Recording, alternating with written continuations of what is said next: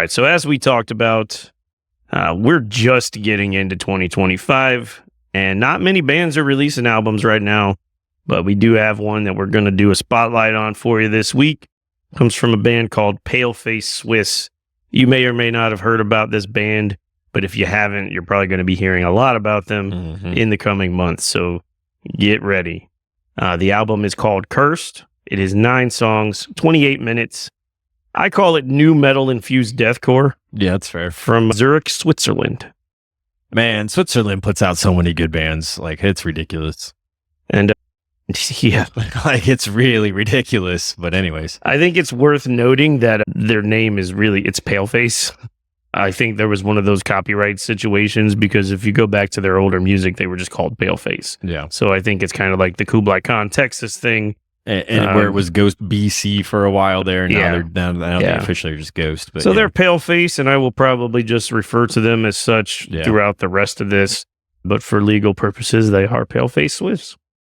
So this album starts out with Un Probo Nino Murio. Good job. I had no idea how to say it. No fucking clue. This is basically an intro track with some weird, almost cult-like singing with creepy noises in the background. Oh, yeah, you hear the screams and stuff. It sounds like the intro to a horror movie. It's a pretty cool way to open the album, but after the first listen, then it's kind of annoying, and then I just skip it. That's same. I've listened to it a couple of times, but not very many. But this is what they do. If you go back to their last album, they had a really kind of a long intro that was pretty entertaining the first time I heard it, and then after that, I know I'm just going to skip it. So sounds like another band I know. Yeah, I'm sure we're going to talk about that band some. Maybe. So the real, what I consider to be the actual opening track is Hatred. Mm-hmm. And it's fast, aggressive, it's raw as fuck. If you've heard the band before, this is exactly what you've come to expect from this band. I do think this is one of the tracks where people are going to probably make the Slipknot comparisons. Oh, that other band. I can hear it a little bit, but when you get to these breakdowns, that shit's 100% deathcore. Yeah, for sure. And when the vocalist Zelly does the fast rap screaming, man, that shit gets me pumped up. Mm-hmm. And I'm sorry, man, but there ain't no way Corey Taylor's going to keep up with that shit. Yeah, not especially not at this age. This song's That's like taking what Corey did and then, like, you know, taking a shot of adrenaline and then, you know. Yeah, this song is immediately blast beats in your face. There is that frantic, heavy breathing that is very Corey Taylor.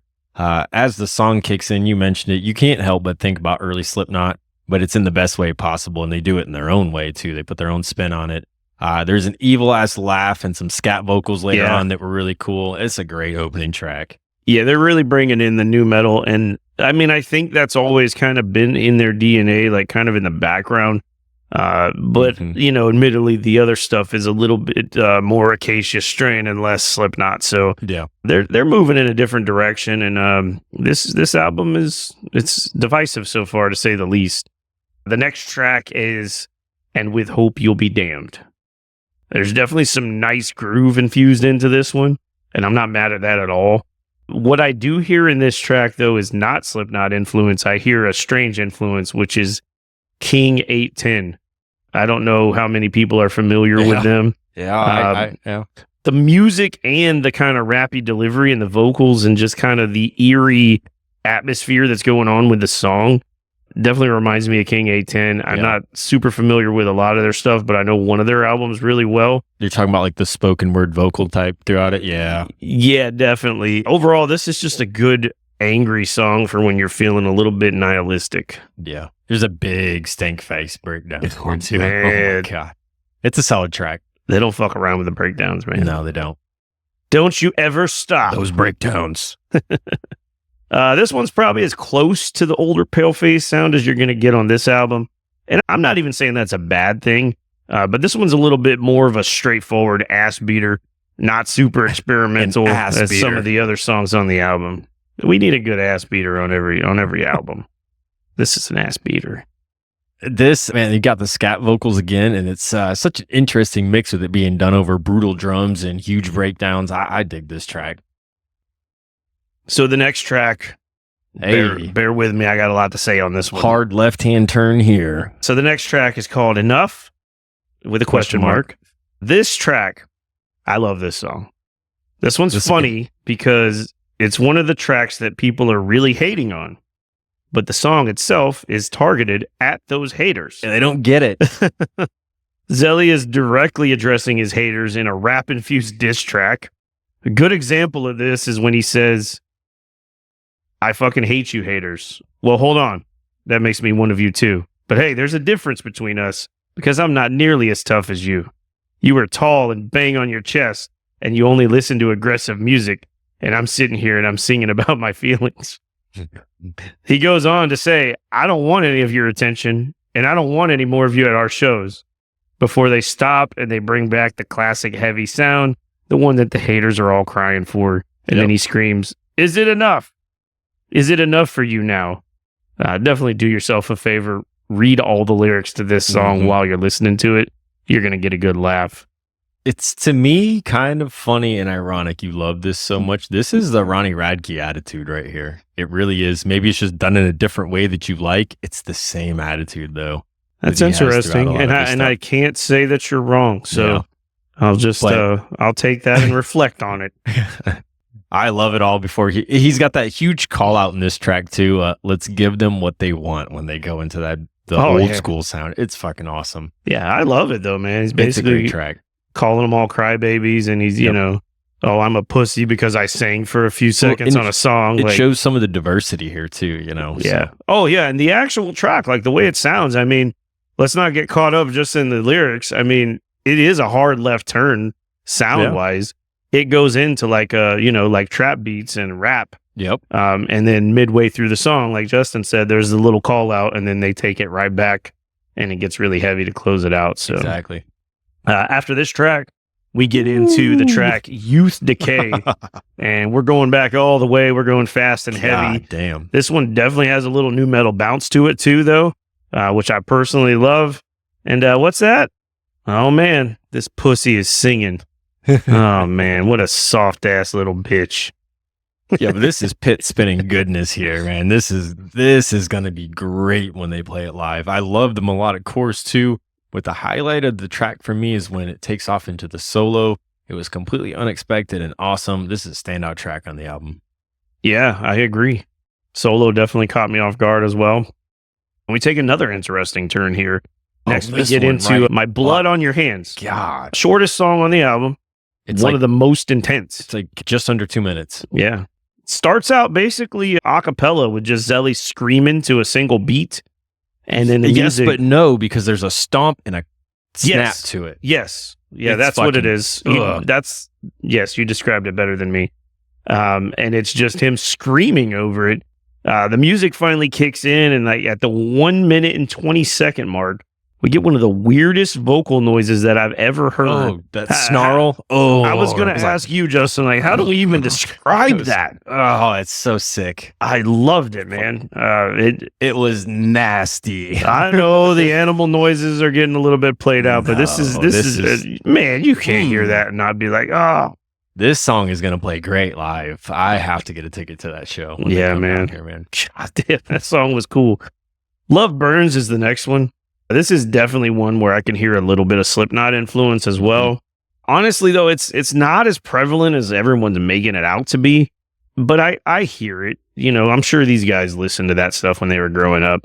Really dig the clean singing at the end of this one, which doesn't sound like Slipknot. So I think this was the first solo or the first single I heard off of the album, and it immediately reminded me of Slipknot or Vended. Yeah. You know, it's got that same kind of sound, but there's a really killer solo in here. Those melodic vocals kick back in and they just pierce right through, mellowing out at the very end, which is a perfect transition into the closer. Yeah, and I think they made an interesting choice here with the closer. They chose to close this thing out with their version of a ballad. It's called River of Sorrows. I absolutely love this track. There's something so unique and emotionally penetrating about the clean vocals on this song. It feels just very real. Don't worry, though. They're not going to leave you on a low energy note. The heaviness does come in at the end of the song, albeit not as much as earlier. But then we get a guitar solo that's worthy of your favorite 80s metal band. Man, this, after an intense, in-your-face album, we get this completely melodic, lyrically heavy, kind of down-and-out closer which, as you mentioned, gradually picks up as the song goes on, the way any great closer does. We just talked about closing tracks on the last episode. This one right here potentially will be on the list one day. Yes. Another great solo. Just a matter of which one of us sticks it on there. Yeah. I've actually looped the entire album probably about a dozen times already, but this track right here gets more play than the rest of the album. I feel like if they played this track on the radio, Paleface Swiss would become a huge, huge band. It could be, and it might happen. Very huge. Where you at, Jose Mangan? Help these guys out. Right. These guys right here just put together a great album. I've heard a few Paleface songs over the years, but never really dove deep. This is actually my first full listen of an album with them, and I'm impressed by the diversity, not just in the vocals, but the music. You got beat down breakdowns, intense blast beats, clean soaring solos, melodic hooks, nasty scack vocals and growls, and that snarl that happens is really cool. And you even have some rap hooks in the song like Enough. What a way to kick off 2025. Paleface Swiss's Curse is a very impressive 5.5 out of 6 for me. That intro is the only thing that brings it down a little bit. And then also the track And With Hope Yule is not the strongest. It's not a bad track. Those two songs bring it down to the 0.5, but yeah, man, this is almost perfect. I love this. I'm going to go back and check out all their stuff now and hopefully get a ticket to that show. You're going to dig it all. They've got a solid discography. So like I said, this album is proven to be very divisive. There's some people that have been listening to this band for a long time. I'm not one of them. I probably found out about this band maybe a year ago. Because I had a few of their songs on my my 2023 list, but I understand that. I have been one of the people that have been into a band and then they make a hard left turn, and then all these people that never heard the band before, they jump on the bandwagon, and your first instinct is like to feel a little disappointed. But why would you feel that way? No. This is a band that you love, that you've watched grow and evolve. Like, don't you want those people to be able to fucking eat? Don't you want those people to be able to tour in a bus and not have to sleep on top of each other in a van? Come on, man. Like, get over yourself. Be happy they made it. You told all your friends about this band, right? And then they told all their friends, and that's why they got bigger. That's how it happens. That's how it happens. And plus, very few bands are never going to change their sound. It just doesn't work that way. It's evolution. So, but really, if you listen to this album, a whole lot of what they do on their older releases is still prevalent here. But there's a good bit of experimentation, and I guess that's what people are having an issue with. Me personally, having listened to their old stuff as well as the new stuff multiple times, I don't think it's all that different, and the new sounds they're experimenting with, to me, really pay off. They take some of the songs to the next level, and they make earworms out of them that people are going to have stuck in their head, and that's what you want. Don't get me wrong, like, old Paleface is always going to be special because it just has this raw anger and intensity that, let's face it, as bands get bigger and, that stuff goes away. They're not struggling as much as they used to. They're not going to be as angry and fucking miserable as they were when you first started listening to them. But I'm of the mindset that I don't want bands to keep making the same album over and over and over again. But all of that said, I have one major complaint about this album. Oh no. And this is going to be a weird one coming from me. This album is too short. It's like, what, 28 minutes? 29 minutes? It is very short. There's only 8 actual songs on here. One of them's only 1.5 minutes long. It just left me wanting more.